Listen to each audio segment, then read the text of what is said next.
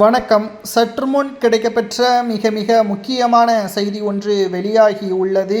திராவிட முன்னேற்ற கழகத்தின் தலைவர் ஸ்டாலின் அவர்களுக்கு மிகப்பெரிய ஒரு அதிர்ச்சி செய்தி வெளியாகியுள்ளது.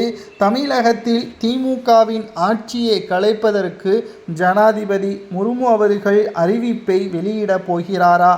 ஆளுநர் RN ரவி அவர்கள் பல்வேறு குற்றச்சாட்டுகளை தமிழக அரசின் மீது, குறிப்பாக திமுகவின் மீது அதிக அளவு குற்றச்சாட்டுகளை கடிதங்கள் மூலமாக ஜனாதிபதிக்கு அனுப்பியுள்ளார். நடந்து முடிந்த சட்டசபை கூட்டத்தொடரில் முதலாவது நாளில் ஆளுநர் RN ரவி அவர்கள் அவமானப்படுத்தப்பட்டார்.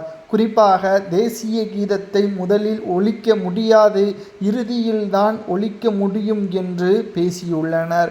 இந்தியாவின் ஒருமைப்பாட்டை சீர்குலைக்கும் விதமாக திமுக செயல்படுவதாகவும், இது நிச்சயம் கண்டிக்கத்தக்கது என்றும், இதற்கான நடவடிக்கைகளை உடனடியாக மேற்கொள்ள வேண்டும் என்று ஜனாதிபதிக்கு ஆளுநர் RN ரவி அவர்கள் கடிதங்களை எழுதியுள்ளதாக தகவல்களும் கிடைக்கப்பெற்றுள்ளது.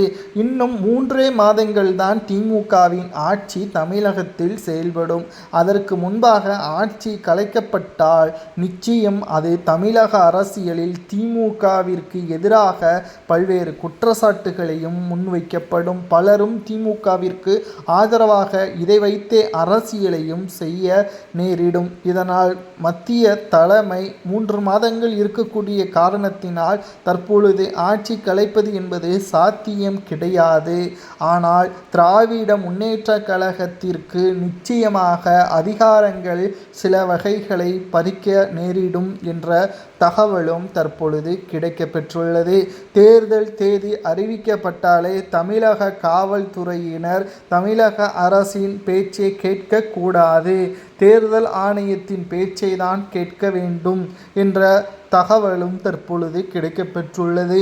இதனால் அடுத்த 2 மாதங்கள், தேர்தல் தேதி அறிவித்த 2 மாதங்கள் தமிழக அரசு பொம்மையாகத்தான் செயல்படும். ஸ்டாலின் அவர்கள் அதிகாரத்தில் இருந்தாலும் அவரால் எந்த ஒரு திட்டங்களையோ அறிவிக்க முடியாது.